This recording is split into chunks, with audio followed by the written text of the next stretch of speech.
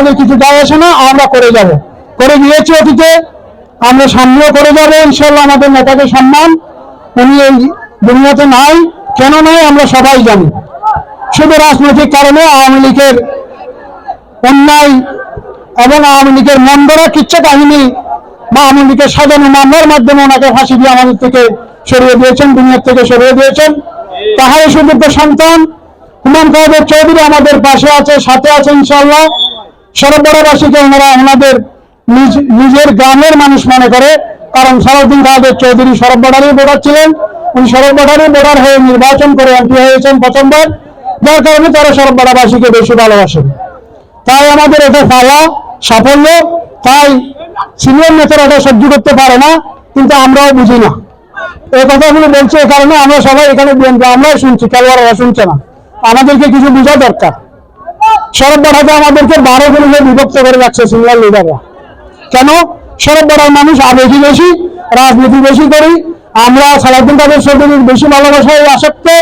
তাই ওনারা বলছে শরৎ বাড়াবাসী যদি একতা থাকে তাহলে রামগুনিয়া কোনো নেতার এখানে তাবেদারি চলবে না, তাবেদারি আমরাই করতে পারতাম।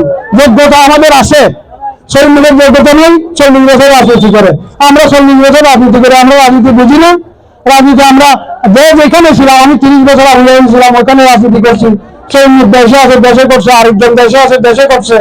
তো আমার শৈশব ইন্টেক্সে ছিল, ইন্টেক্সে করছে, হয়তো সবাই আমাকে চিনে না, সেটা বিষয় নয়। আমরা সবাই রাজনীতি করি।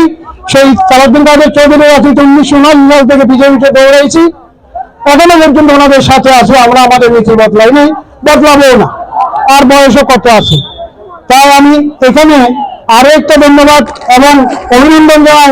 সংগঠিত হবে ইনশাআল্লাহ। বিএনপিকে আমরা আগামী দিনে রাষ্ট্র ক্ষমতায় নিয়ে যাওয়ার জন্য আমরা মানসিকভাবে প্রস্তুত, এবং জনগণের কাছে নিয়ে যেতে হবে আমাদের বিএনপিকে।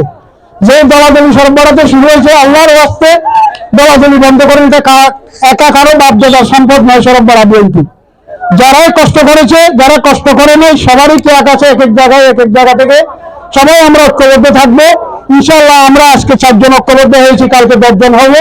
আমরা যদি ঐক্যবদ্ধ হতে পারি, সরবরাহ থেকে শক্তিশালী বিএনপি রাঙ্গুনিয়াতে ফুলার এরিয়ালে কোথায় হবে না। কারণ আমরা আবেগী মানুষ, আমরা যারা ভালোবাসি তারা ভালোবাসতে বাঁচতে জীবনটাও দিয়ে বলতে পারি। তো আজকে আর বেশি কিছু বলবো না, আমি টাউনে চলে যাবো। আপনাদের অনেক সময় আমি অপচয় করেছি মনে করতেছি, তাই আপনাদের কাছ থেকে বিদায় নিয়ে আমি আমার বক্তব্য এখানে সমাপ্তি করলাম। আসসালামু আলাইকুম ওয়া রাহমাতুল্লাহি ওয়া বারাকাতুহু।